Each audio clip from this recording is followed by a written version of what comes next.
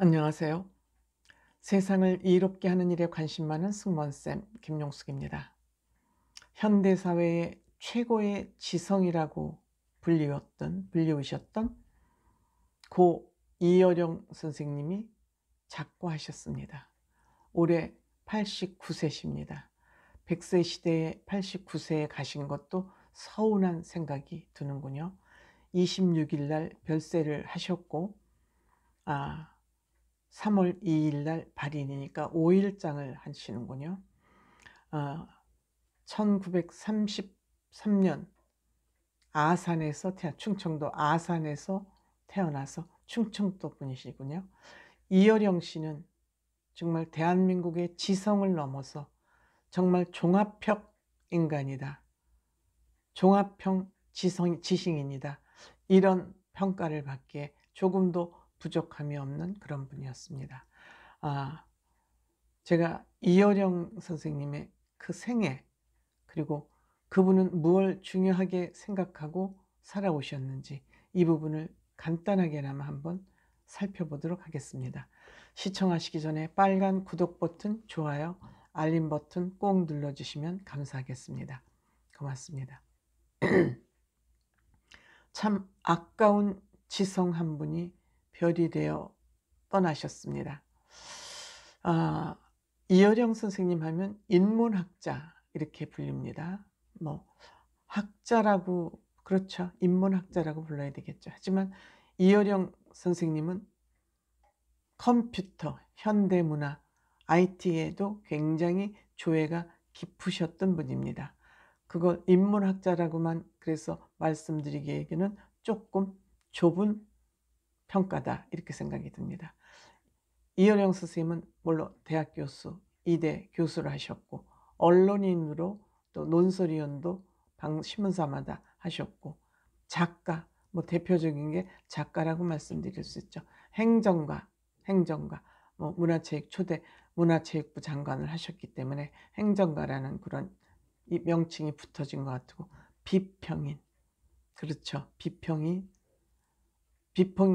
할 수 있다는 것은 뭘 많이 알기 때문에 비평할 수 있겠죠. 그래서 현대사회에 굉장히 중요한 소중한 지성인이셨다 뿐만 아니라 굉장히 박학다식하다. 아까 말씀드렸다시피 인문학에만 조예가 깊은 게 아니다. 인문학하고 IT를 접목해서 이걸 어떻게 활용할 것인가.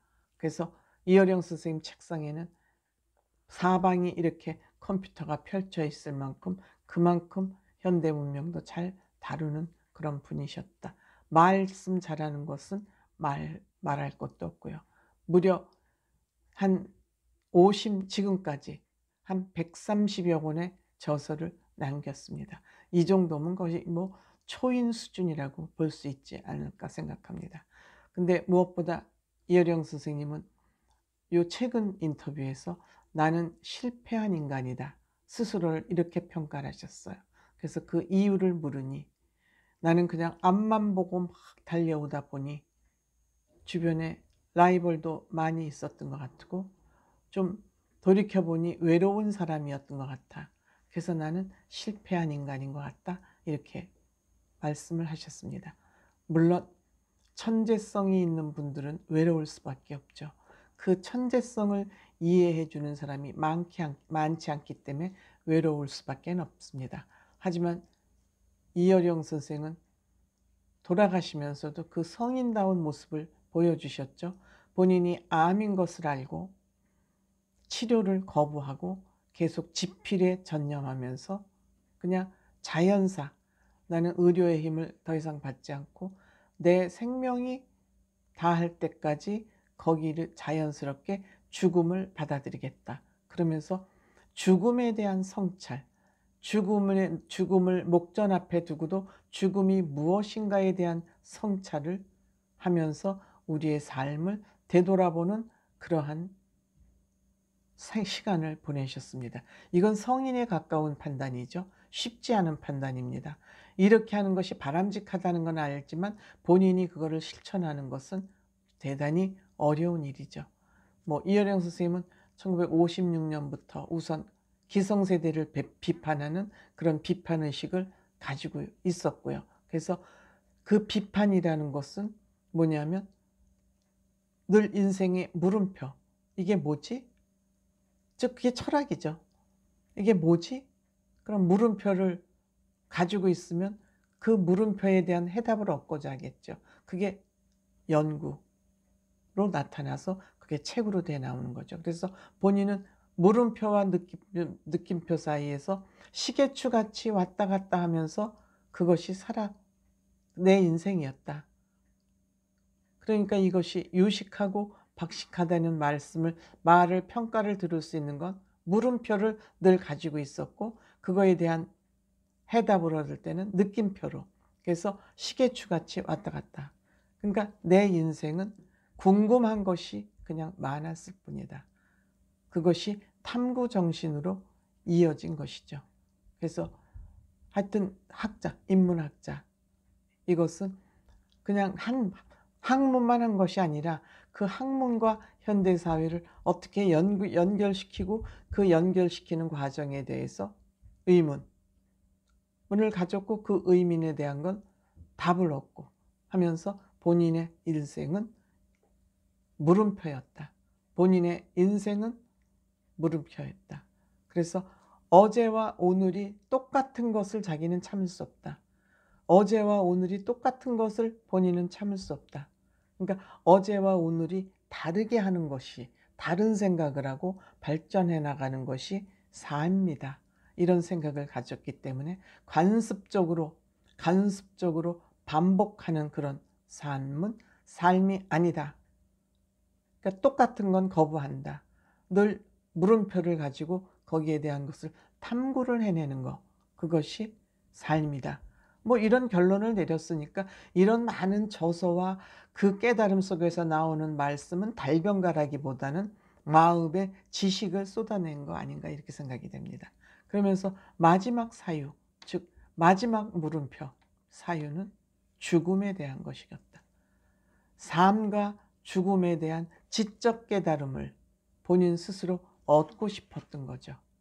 그러면서 마침 코로나라는 팬데믹이 왔기 때문에 이 팬데믹을 지켜보면서 바이러스와 질병이 죽음에 이르게 하는데, 죽음에 이르는 건 바이러스는 외부에서 내 몸으로 침투해 들어오는 것, 질병은 내 몸이 점점 쇠뇌해 가면서 질병이 오는 것, 몸이 점점 뭐라 그럴까요?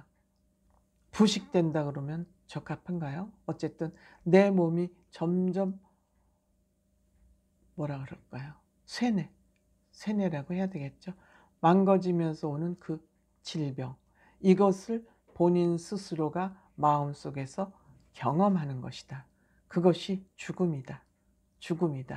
그러니까 이거는 본인이 직접 할 수 있는 직접 경험에 대한 죽음이 직접 경험할 수도 있고, 가까운 사람들의 죽음을 보면서도 간접적으로도 죽음은 우리가 볼 수 있다, 경험할 수 있다.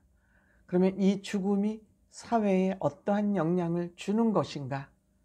그래서 죽지 않는 존재는 없다. 그러니까 죽음은 누구든지 받아들여야 된다. 오로지 죽지 않는 것은 하나님뿐이다.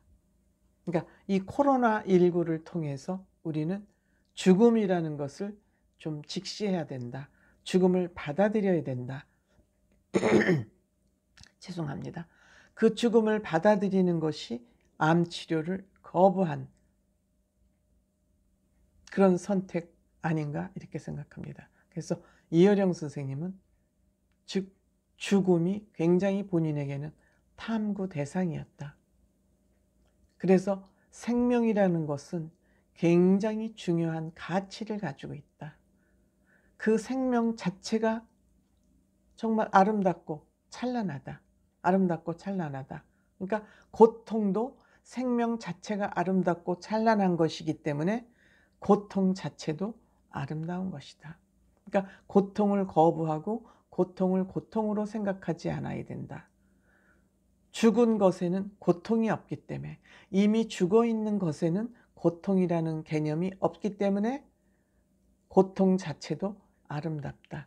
거기에는 생명이라는 것이 있기 때문에 고통이 있으니까 고통 자체도 아름답다. 굉장히 심오한 철학적 얘기가 아닌가 이렇게 생각합니다.